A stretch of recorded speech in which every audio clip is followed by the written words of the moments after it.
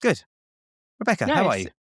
I'm good. It's 9 o'clock in the 9 p.m. evening, and I'm scared I'll just talk shit for straight 30 minutes or however long we're talking, but just I'm sure that there won't be. If it'll be do golden. excuse me, my language and the shit talk. How But are that's you? fine. That's fine. Yeah, all good here. I don't know what life is like in Sweden at the moment. We're going through a fucking heat wave at the moment, so it's pushing 100 degrees in London. So this little studio that I've got is like an oven.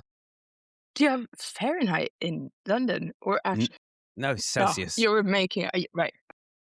I don't know. No, Do you work in Celsius or like Fahrenheit? actual 100 degrees. So never Yeah, mind. and the guy that was on before was American, so everything was in Fahrenheit. So now, Right, all confused. so That's I have to say, like I've been binging some of your music over the last couple of days, and I find it absolutely beautiful, Thank you. and Thank I love you. it. So, can I ask, like, how did you start in music? Did you start on guitar, or did you start somewhere else and navigate to it? I think guitar was the first instrument that I picked up. Okay. I got, like, back in early 2000s when pop punk was the popular, like, mainstream popular. Yeah, It's yeah, like Green Day, My Chemical Romance, yeah, like, all that emo. yeah, I got into that, basically. Got Green Day's Bullet in the Bible for Christmas, and I watched that religiously, yeah. and that was it. Was That was it. hooked. Then you're hooked. It got its rock and roll Hooked. got its claws into you and never let go.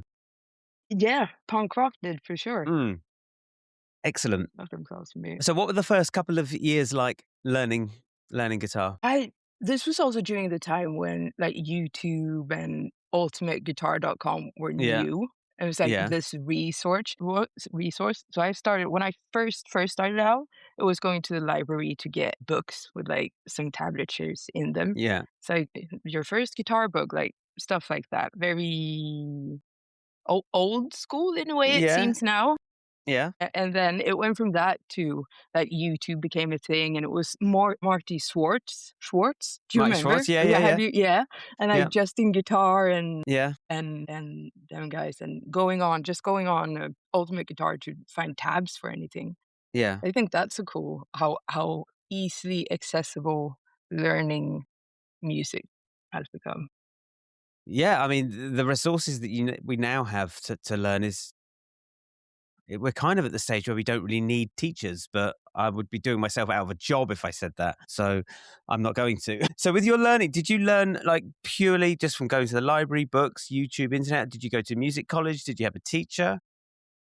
Yeah, eventually I went to, like, music, high school, sort of, Yeah. and so that's when I got my first, like, guitar teacher. Right. And he forced me into playing jazz, and I came Okay. from You came from Green Day, Green like, the Day and 3 My chord Chemical yeah, Romance. yeah, pretty much, and I hated it for the first 2 years, like, even Okay. listening to it, but he was like, "No, just when you walk to and from school, listen to some jazz, try practice just, like, tapping on the 2 and 4, Right. just Okay. that." Sort of getting me into like, trying to get me into the jazz thing Yeah. in subtle ways, and I'm forever grateful. Okay. So did he succeed? I know a lot more chords now than I so I'd like to think no, yeah, for sure, because that, went me into, like, studying at university Yeah. and just, another stepping stone and learning more about the guitar and music. Yeah. Cool. I'm So very do you grateful like for. jazz now? I love jazz. Jazz now, I listen to some jazz, and it makes me feel the way punk rock made me feel when I was a teenager. It's like Nice. all of the emotions inside your chest, and they just Yeah. so that's yeah, I love jazz. Like, when Awesome. you listen to do you listen to you can listen to some standards where it's like "Beautiful Love" or "The Way You Look Tonight," and I think most people, when they think of those songs, they think about, like, the slow, nice Billie Holiday type jazz. Then you listen to players like is it Art Blakey? Sorry. Like, the free jazz, more progressive players, and Yeah. it's almost like you get that they're pushing it rock metal feeling almost, Yeah. Yeah. which Yeah. I Yeah. Like strongly listening, suggest. even people like Charlie Parker, it's like fucking shit, man. God Yeah, damn, this yeah. guy's on fucking fire. This is But yeah, hard. yeah, it's almost yeah, it's almost like rock and roll. Yeah, so he got me not only into music, but I don't know, The the vibe. feeling, the philosophy behind it as well, like the Yeah. whole improvisation philosophy that is inherently in jazz. Okay. I And love then how did you go like and then how did you start this the sort of because I know you predominantly as a solo arranging guitarist. Was that something that came from jazz? Was it something else? social anxiety. Right, okay, go on. Do you want to talk about that?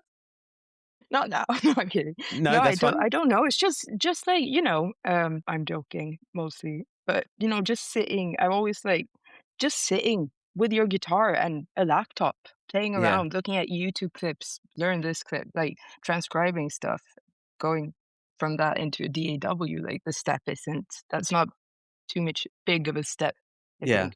Like going from maybe making your own backing tracks, what was I did, to releasing music. Yeah. I Because I found you on Spotify a couple of days ago, and I was like, "Oh, I wonder if she has any albums." I was like, I was sitting there just scrolling, going, "Holy shit! There's thousands." Yeah, So many things that and I think your your cover of "When I Come Around" is was my favorite.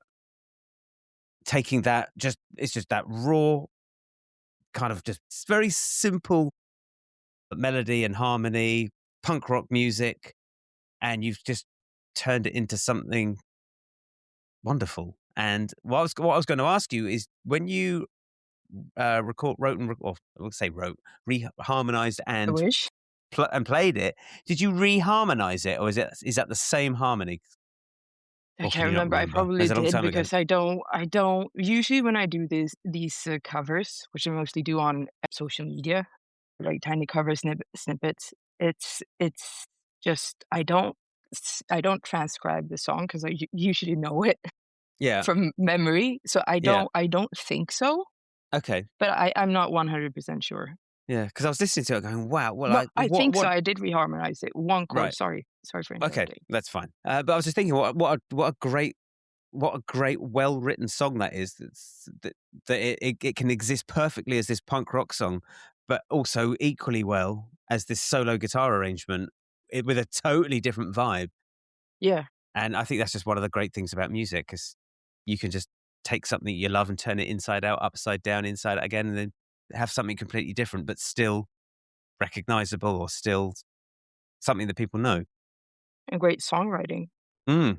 It's just I think like that's a testament to 4 great chords. songwriting. Did you reharmonize it? Yeah, I changed one of the 4 Yeah, chords into the parallel minor. That's what but as I'm not trying to diminish, but it works so well. It's a beautiful, beautiful melody, and it works yeah. so well in all settings probably.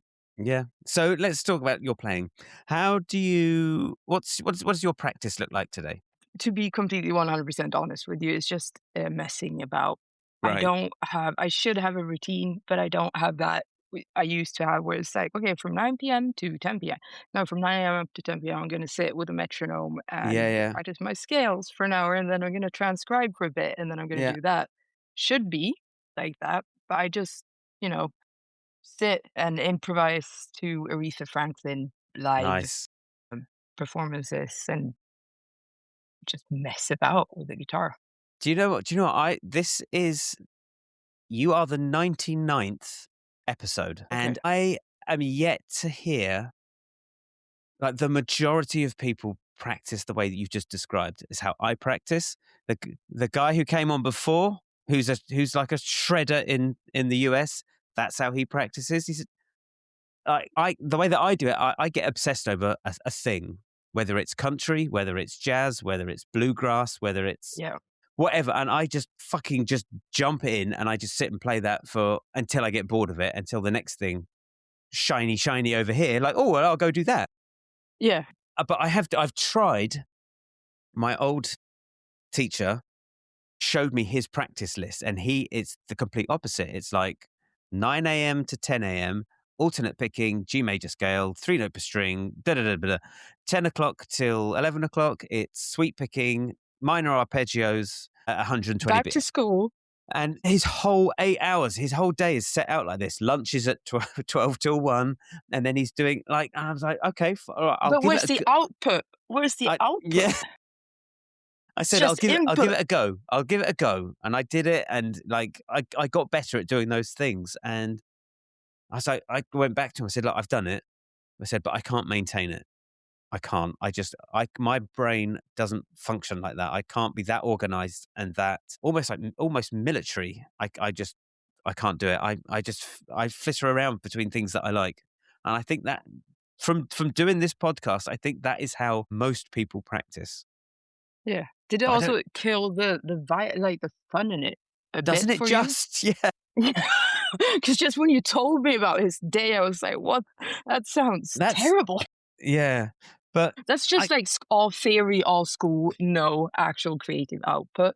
Like just yeah from that, but I'm sure he had that as well with input. yeah absolutely My first guitar teacher told me, and I'm not sure this is true for all, I don't know, people, but different something about your brain or your body wants to in the morning, it wants to learn stuff, like so you yeah practice your scales until you're in the morning, and then as the day progresses, you want to feel more and you're more open to actually expressing feeling truthfully without your analytical mind sure present. okay So you adjust your practice routine from your own bodily and soul needs, I'd yeah say, if yeah anything. I mean I guess I Because I mean did try that more rather than like, "Oh, you're picking and then this and then that." But balance, maybe? yeah, definitely. Like I definitely do more work during the late hours. Like after my kids go to bed, I'm Right. far more productive in doing anything than I am at I can imagine with nine the 9 o'clock in the morning. Like I don't really want to do anything at 9 o'clock in the morning, even play scales. yeah, I just try and get through the day. But yeah, I'm definitely my wife's the same. We're just kind of night owls. We prefer doing like yeah, our yeah, output is higher at night. yeah. I'm the same. Used to be the Mm, opposite, so now I've changed. yeah. So and you mentioned going to university. So what did you study at university and what have you done since? Music. It's all music. Yeah. All the pretty much Was all the it a jobs was it a in school. degree? Yeah, yeah. I studied at BIM in London for 2 years, and then I, quit, moved up to Liverpool with an indie hip hop label, and then Okay. that sort of fell out majorly, and then I took work as a cold caller up in Right. Liverpool, uh, and then I thought to myself, "This sucks." So I applied to LIFA, and then I went there and, like, finished my degree at LIFA, like, the remaining years, and Okay. that's it. Then I moved back to Sweden and started working as a music teacher, so I could get, like, all the breaks and just get as much music in as possible throughout the Okay. day rather I than cold calling. yeah, of course. I had no idea that you studied at BIM and then up to Yeah, Liverpool. Okay. So what prompted coming over to London and why did you choose BIM? I don't know. I did maybe it was a punk, like Sex Pistols, The Clash, just, like, the Yeah. vibe. Where in Europe would you wanna go? I should if London was calling me. "Hi, Yeah. Okay. hey." And what did you think of London? Whilst there, loved it. Yeah. When I remember when going to up to Liverpool for the first time, and I was standing at sort of a roads, and looking at my phone, looking a bit lost, maybe, I don't know, and a lady came up to me, and she's like, "You're right, love. Can you help? You lost?"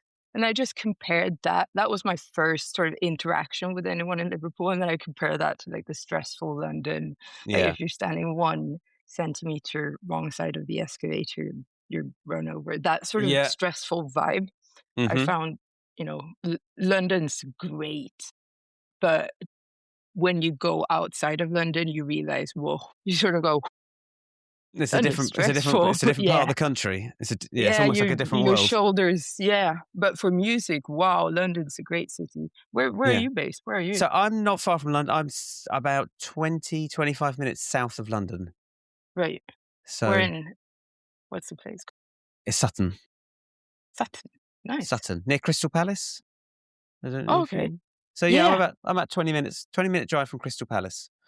Okay. They're in that area. And then to Uh, school. No, that was before I started working with music full time. I've been producing music for 3 or 4 years now. Okay. That's my And is that a full-time. full-time job? That's amazing. Yeah, I do. Yeah, it is. I am at a music store in Stockholm, Hellstone Music, on Right. Saturdays with Okay. the gang to get some social interaction Yeah. and play vintage guitars. Okay. But yeah, it's been like my full-time main income for 4 years. I'm Okay. blessed and proud to say. That is really, really incredible. And It truly i is. is that just your own music, or do you produce and record for other people? Both. Recently own music, but both. I do a Yeah. lot of music for, like, TV and commercials, like Yeah. sound libraries, like Epidemic Sound and stuff like that. Yeah.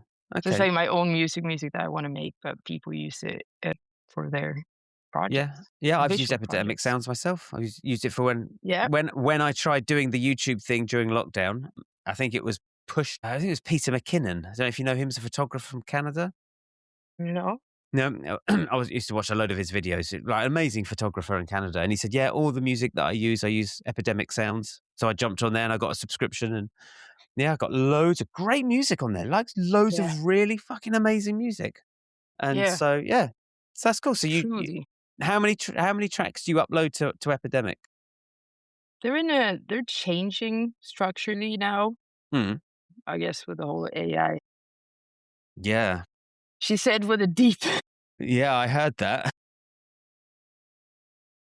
thing, but it's been different over the years when I worked there, depending on what other work I've had. But between well, at least one song a month or Okay, every 2 months to two songs a month as highest. okay, and so let's talk about AI then. How do you think AI is gonna impact library music sites like Epidemic? It feels very dystopian, all of Doesn't it. it? That's just Yeah. like my main. It's just I think I don't know. It feels like before the internet or Mm. before like what was it, the IT crash or something. I was too young to remember. It just like everyone's thinking is going to be this thing or that thing, but it's probably just going to be nothing like what we. I have no idea. It's just bullshit as it is now. I don't think anyone knows. Yeah, Yeah, and I think it's bullshit. But just I bullshit. yeah, I That's think not there's gonna even be I think it's going to be just another tool.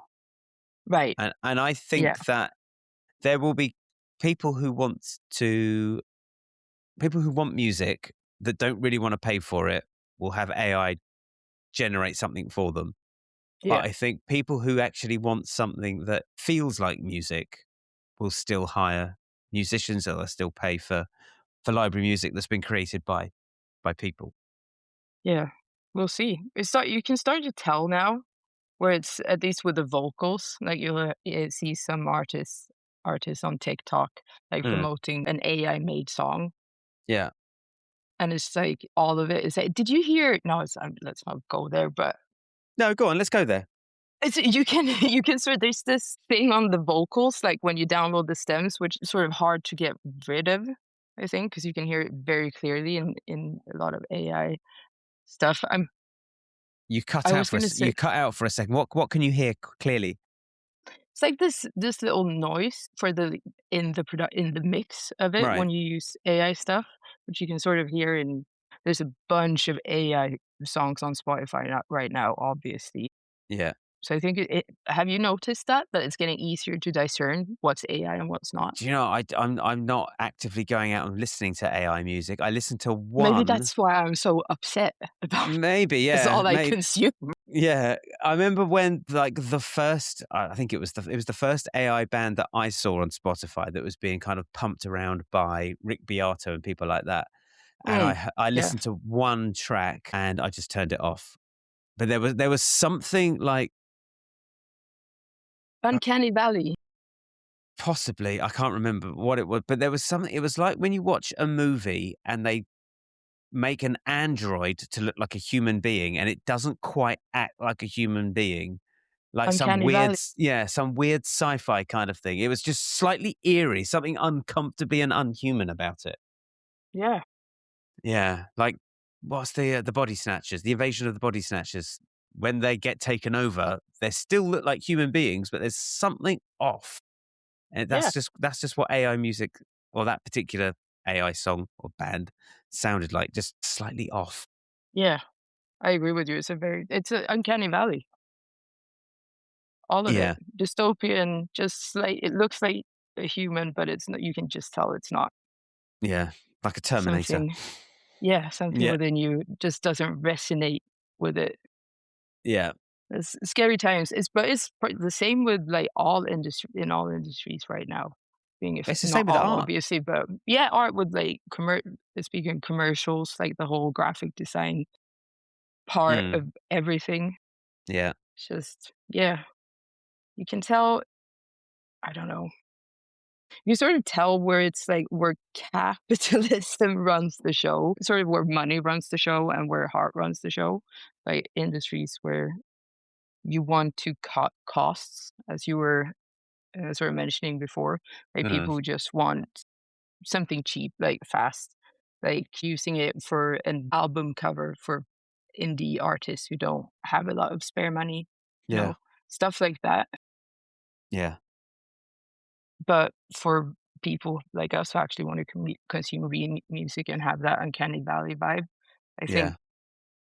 yeah, like you're saying, it's weird. It is. It's a weird thing. It feels like we're at the start of something, and Yeah, we for don't sure. we don't quite know where it's going to go. So everybody's a little nervous. But I think Yeah, it was but the same when money's drum machines first turned up in the 80s. I assume that drummers were shitting themselves, like, oh fuck, I'm going to be out of a job. That's an interesting comparison. I haven't thought about it like that. But then I think the good drummers learnt how to program drums so that they could still keep a job. But I'm sure drum machines put I think it would have put a lot of average and bad drummers out of a gig. Yeah, But I think all the and top drummers, I don't think Steve Porcaro was particularly worried. no, He'd been like, "I'll be fine. I'll be all right." bands who But couldn't afford to have another singer in yeah, the band to make more money.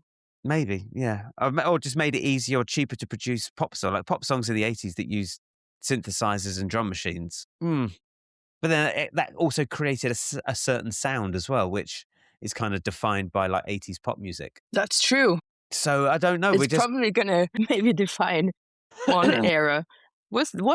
Actually thinking about it, speaking of uncanny valley and discerning, it's been in Sweden. I think it was top 1, top 50 Spotify in Sweden, Norway, and Denmark right. for a few weeks, before people caught on that, "Oh, this is AI."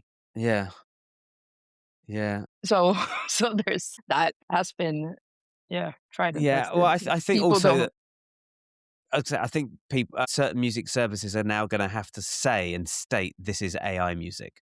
Same Yeah, with they started, haven't they? have they? Spotify. I think I got an email about that, but I can't say for sure. I'll have a look later. I'll have a Should look. though. Absolutely, absolutely. And where should that money go if an AI song or an AI band or an album generates $1 million? Where should that $1 million go? Who can say? Because Where would you like it to go? if the computer can say what artists have been used or what songs have been used to prompt that song in particular, then to those people, that's the only right thing, and that's what this whole thing is about. But can Yeah, it? Will it always be able to? We're past, I think I don't it's know. maybe it's the What do you duty think? of. I mean, I think I yeah.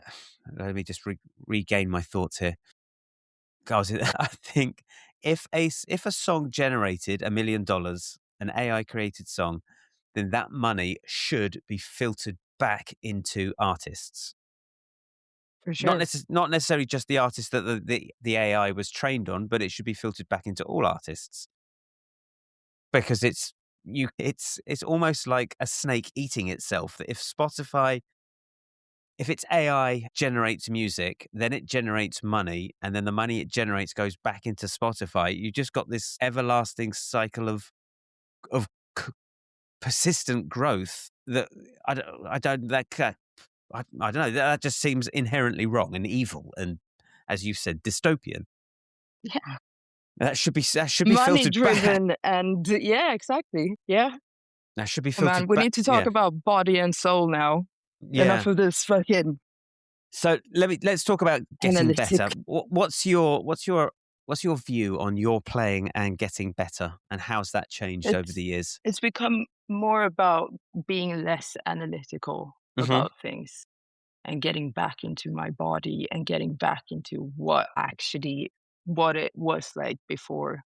You start university and you start comparing yourself. You start playing and you start comparing yourself. And this is, Mm, when you're on social media and you're posting, you're thinking about how many likes you're getting, and there's all this everywhere. I think in the music industry, and most players probably get that in some sense where it's like a lot of comparison and a lot of, oh, I'm not good enough. I'm Because I get a lot of comments on my Instagram where it's like I'm just going to throw my guitar out, and obviously people don't feel that way, but just getting yeah, back into my body, not yeah, analyzing things. First thought, best thought, yeah. be Okay, jazz in the moment.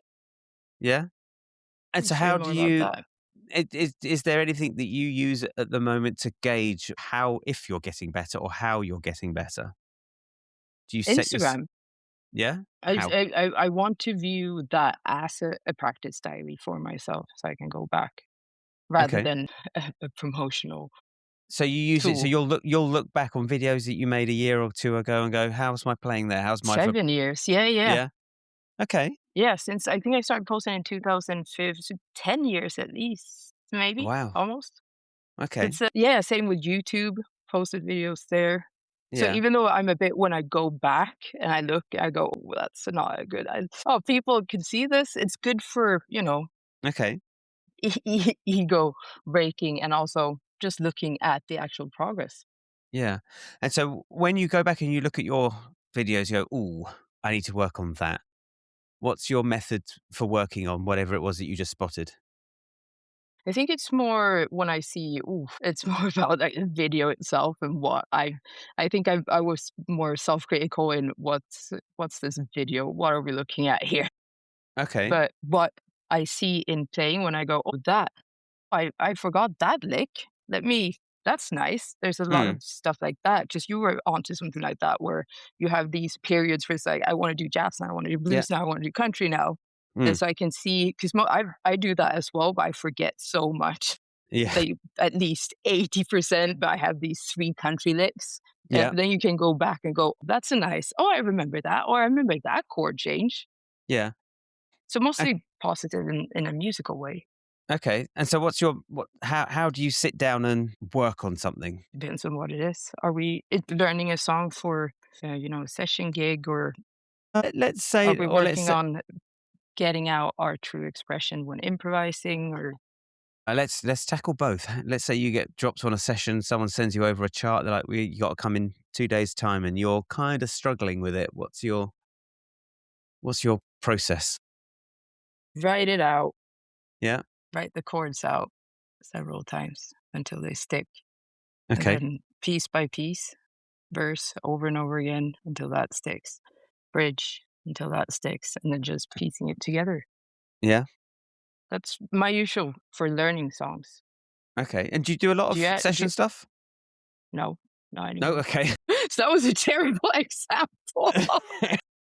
Not in the past, half year, something like that. But Okay. usually that's what I do. Less and less since producing, like, focusing more on producing my own music rather than, um, playing with other people.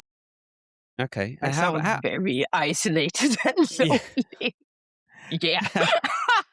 Nice one. How do you and what about so you mentioned producing and recording. Is there anything you do to improve your recording technique as a producer rather than a player? And I know. I talk to friends and I Yeah. get inspired by, like, if there's something, how can I record an acoustic guitar in this environment? Usually just talk to friends Yeah. who do it. Sorry, what was the other question? It's very analytical about my own Yeah. shortcomings as someone who actually practices anything. No, So just sit down, just have a passion for it, just do it. If I hear something in a track I like, yeah. I wanna try to recreate that maybe, or if I feel a certain way, I wanna sit down and do music, or, I don't have any schedules, or Mm, I I don't. that's fine. What about you? It depends on the gig. Like if Yeah, if I've been called in last minute to do something, it depends if I have the pad, if I have the dots or not. If I do, then it's just you brew up a coffee, you sit down, you turn the lights out, you close the door, you just start hammering through bar by bar, line by line, note by note. If you haven't got it, then I'll probably write charts out for songs. But it's the same kind of thing. If you just have to hammer it in, just keep playing it until you can't get it wrong. yeah. And then you can maybe that's why we're talking about our practice routines. Maybe that's Mm. why we've gone from we have done that kept playing until we know it by heart, the scales and whatnot. And now we're focusing on, actually expressing it and having Yeah. fun with it So let's rather talk than about that. that. Let's talk about expressing yourself and working on how to be more creative and more expressive on the guitar. The big Yeah. questions. For me, singers, listening to Mhm. singers, because I think they work with an expression in a different way than instrumentalists because they are actually connecting words to what's coming out. Yeah. What do you think? Yeah, I think when I listen to certain guitar players, the ones who I think touch me musically the most are the people who sound more like vocalists. And Exactly, yeah. as I've gotten older and I've kind of shifted away from like technique playing, I'm now just looking at like just I would rather listen to let's say Derek Trucks or John Mayer just hit two fucking well timed notes over a specific chord that just like what was that? Yeah. What were That those two touched or three? something. What was that line that they played over that? Far more than I would be if I listened to like this shreddy kind of scalic kind Yeah. of thing. Like while I can appreciate that, like technically, like wow, that's super fast, but I got so much more out of just those two or three notes from that B flat minor chord, and he's playing Yeah. a C note over it, and he's Resonates. yeah, and so yeah. Touches on something more. Mm. I So think for me anyway, going from because I am the same way, whereas before it was very impressed and you wanted to be able to play the scales super fast and like do all the technical stuff and do everything right. But I think going from because that point of view is very focused on what other like comparing yourself and being better than other people and it comes from a different perspective from just like listening and actually feeling music. I think that's what my analytical analytical, perspective on yeah, the change for me anyway, going from the shred perspective to, "Oh, 2 notes, that'll do it. That's enough." yeah, that's enough. Yeah, As long as you play them with feel. yeah. So how do you play? How do you work on your feel? How do you make that Getting connection? out of my head, because Okay, that's for me anyway, that's the big, like, stop between actually connecting with the instrument and connecting with the music in real time. Like if mm, you're on stage, everyone knows the difference between playing in front of other people and the difference between playing in a room by yourself.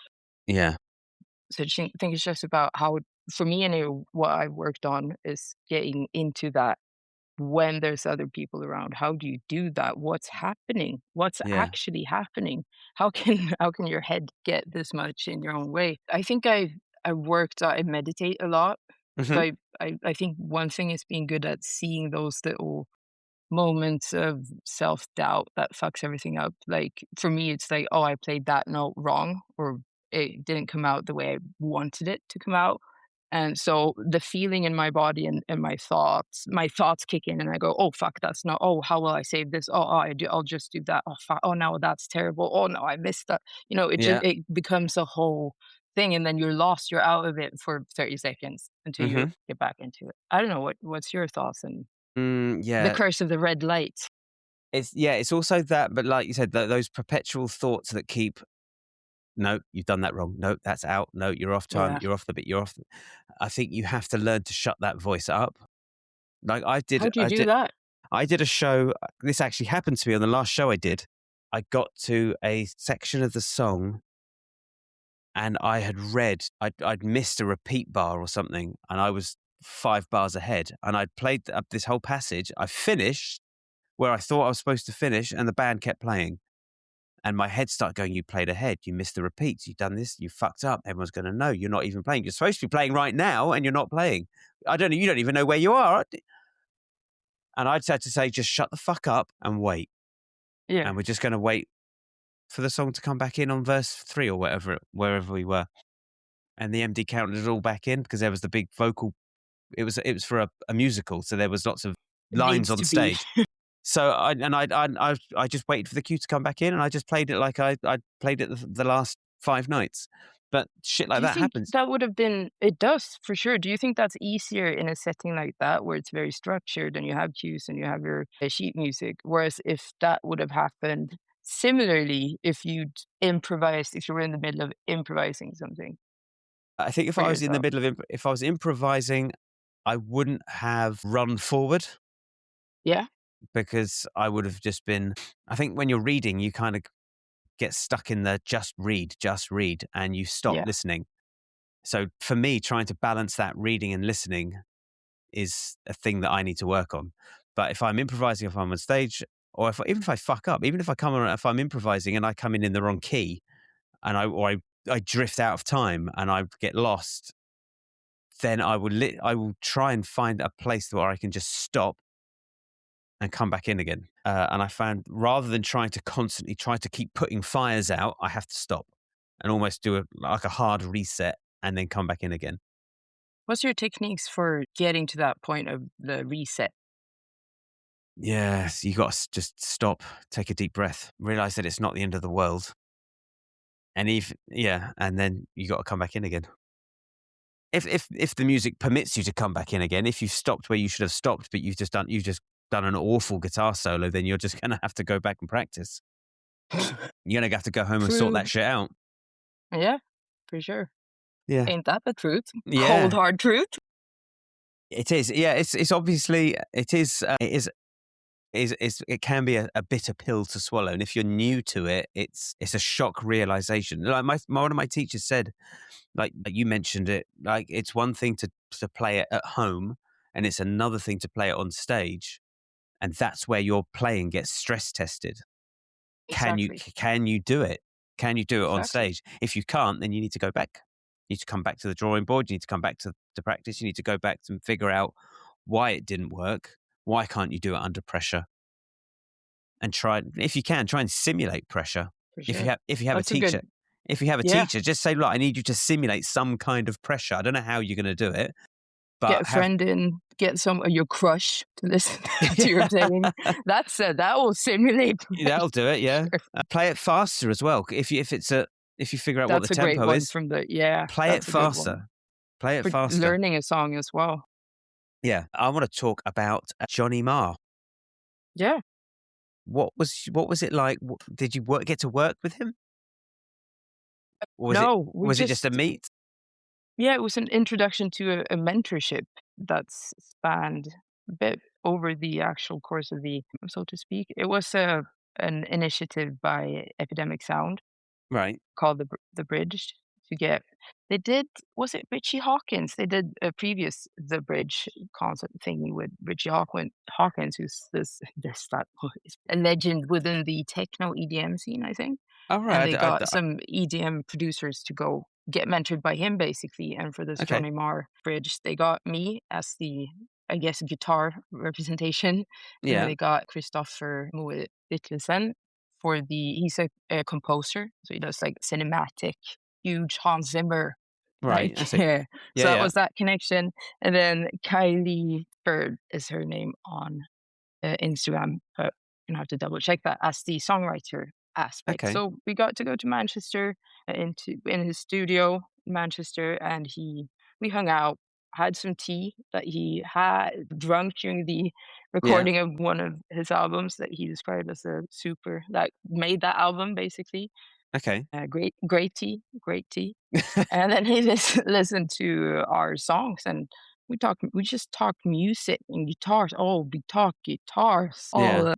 all afternoon. And then we've had a meet like this, like through internet video chat, and then we've had some correspondence just via text message and email and stuff Okay. like that. So it's been like, yeah, started out as an epidemic thing sound, and now we're here. Okay. And what have you learned, or have you learned anything from him?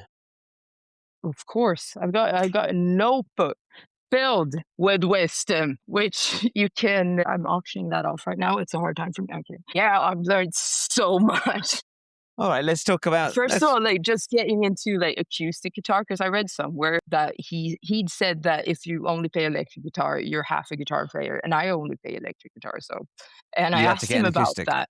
Yeah. Yeah, well, I have a few acoustic, I play acoustic, I gig acoustic a lot, but my preference is electric guitar, that's where I practice Yeah. mostly, but, whereas acoustic guitar, I asked him about that, and he was like, well, it's a whole different he explained it, like, the muscles you're using, the sound in itself will generate new song ideas. He was like, Yeah. "I think your playing would fit the acoustic very Mm. well if you translated it to the acoustic language, not just do your electric stuff on the acoustic, but play acoustic Mm. guitar as an acoustic guitar." Yeah. So I did that, and a few songs came out of that. And he also is he said something that might be interesting for the songwriters, where he looks at a song as what's the word? What's the pronunciation? As a collage, where it's Collage. different pieces. Yeah, Yeah. yeah. So it doesn't have to be coherent or in a timeline. It just has to look cool and Right. invoke feeling Yeah. with what it does. It doesn't have to be going A, B, C, D, E, F, G. It could be, as long as you feel something at it, it sounds cool. Yeah. So just work with if you have what he did was like taking sections of one song and just throwing it around from in within one song and from one song to the next. So you take one verse from this song idea and put it into that song idea, even if it's not even the same key, it might sound cool. So he worked with songwriting and songs very fl- salty, for lack of a Fluid? fluidly. Fluid, yeah. Yes, yeah, Okay. Yeah, I and mean, I based think on feel rather yeah, I mean, than. I think he's such a creative guitar player and a great Mhm. musician. I think, yeah, just to spend I have asked him if he wanted to come on the podcast, but he hasn't responded. I think he's one of those people that's just like massively creative. Like I don't know how you feel about John Frusciante from the Chili Peppers. No No, no feelings at feeling. all. I But don't I no, he's a good player. I've not listened to much Red Hot Chili Peppers, but great okay. riffs. But yeah, I think in a similar vein. I think he's just one of these people that is just always playing, always writing, always being creative. And in fact, the Johnny when Johnny Marr did you ever see the Seven Worlds Collide video? No, That was haven't. What's that? it was a Crowded House video. And do you know Crowded House? No, they're a New Zealand band, massive hits in the 80s and 90s. And chief songwriter Neil Finn invited a whole bunch of musicians to come down to New Zealand. Had Johnny Marr, he had Ed O'Brien from Radiohead, Phil Selway from Radiohead, Eddie Vedder from Pearl Jam, Lisa Morano, I think her name is, who's a violin keyboard player. He just put this like the ultimate band together, and Nice. and The they man. played two gigs in New Zealand. And Neil Finn said that when they came down, they started rehearsing. When people would take a break, they'd go off for an hour. Like Eddie Vedder went off surfing. Johnny Marr was still in the studio, just working on riffs, playing stuff. He was just always playing. He Yeah. didn't stop. And he just strikes me as just such a creative, non-stop musician. I get that sense as well from talking to him where it's like he you don't get that rock star vibe off of him by his personality. Yeah, By talking to him, you do get the rock star vibe because he's Johnny fucking Marr and you're yeah, but just the way he talks about guitars and music, where it's like you're talking to a friend over a beer and you're discussing the new, you know, yeah, and I don't know. He just loves talking. You can tell that he loves talking about music. I think you're very right in that observation. yeah. And Says a lot. let's talk about guitars and amps. What do you like Yes. to use? For live recently, because I've played behind other artists who want the sound to be the same for every gig and Yeah. coherent, I've used a quad core case. And Okay. Do you like using quad cortex? for that usage, yes, like going on tour with the pop artists, absolutely. Yeah. It does. Or anything, it makes things easier if you're traveling. It just makes things easier. I like it. Yeah, I don't mind. That's I cool. don't have this. I don't have a You're not a I don't have purist. a I'm not I know where you're getting at, and I'm not. I'm really not, but I don't wanna say it doesn't go the other way either. Right. I like both, but for that usage, for sure, it's so easy. It's so convenient. Yeah, What about you? absolutely. No, I mean, like the theatre shows I do, like I can't use an amp, but also if I were to use an amp, I would be constantly asked to turn it down because I'd Yeah, be, even if you bring a small amp in, the cello players and violin players are like, it's just too fucking noisy. So yeah, using based modeling systems, if they sound good, they sound good. They're easy to use. It's and makes my life I don't easier. I've right? And I've always been, like, wanting to play around with pedals. Like, it doesn't matter if it's, like, a Strymon or a Zoom from the Yeah, '90s. I just think it's fun. yeah, Creative with being creative with sounds. yeah, And you get a lot of that with the quads and all the amp modelers, just listening to what other people have captured, how that sounds in that setting, and yeah, stuff that's not available to you otherwise, which is another discussion, speaking about AI and who gets the money and yeah. all of that. But yeah, a creative tool as well. Yeah, I mean, I yeah, I think they've changed the game, and every theatre I'm in, they're all using some version of that. So Yeah, for sure. It's changed the game. if you were to use an amp, what would you use? Fender, Okay. probably. I do have a Blues Junior 3. Yeah, Which I like when you set it up just right, but I don't that particular one, I don't fancy that much. But there's what the old I do in the, music store that I work at, it's like a vintage music store, so you get to try a lot of, like, vintage Fender amps, and yeah, that's a feeling, of course, nice. They're that I nice, like, nice, clean I and guess. shiny. I don't have any at home, but I Yeah. get to play a lot, and, yeah, I'd get a vintage Fender of some sort. I Okay. got to. What about you? Nice. Uh, yeah, I've got a Fender here. I've got a Two Rock sitting down here at the bottom. I've got Nice. a Victory. I think it's called a Kraken, which is like a heavy metal amp. Nice. Which Is that I've a British brand? the Victory is, yeah. Nice. That Only was see them on social media, never in real life. Yeah, no, it's right here. It's What are they like? Do you know what? I got one when they first came out. I got the first, I think it was a 30-watt amp they had. I think it was called the Countess, and I had it for about a year, and I didn't like it. Okay. It didn't have any character to it. It didn't have any sparkle. Like the clean sound didn't have any kind of character to it. And I felt the overdrive just didn't like it. And I felt every pedal I put in front of it didn't it wasn't happening for me. Maybe it was me. Maybe I just didn't know how to set it up properly. But yeah, I chopped it in. I got rid of it. But this one here, this is like a heavy metal amp. There's no clean tone, no clean channel. It's just overdrive and distortion. I've only used it a handful of times. I should probably take it out and use it again, but I haven't had much call for any metal gigs, so it's just Right. stayed on the shelf. But yeah, generally I use the Two Rock because it's liftable, manageable, small, and I can still get a good tone out of it at quiet levels. So yeah, the Fender's massive and heavy, and you have to turn it up. You have to ear bleeding level to get it to kind of sing. Yeah. Same with the what Fender model is it? Do you know what? I don't know. It's a tweed one. I think it's a Blues Okay. Junior. Nice. But yeah, or deluxe. I think I don't know.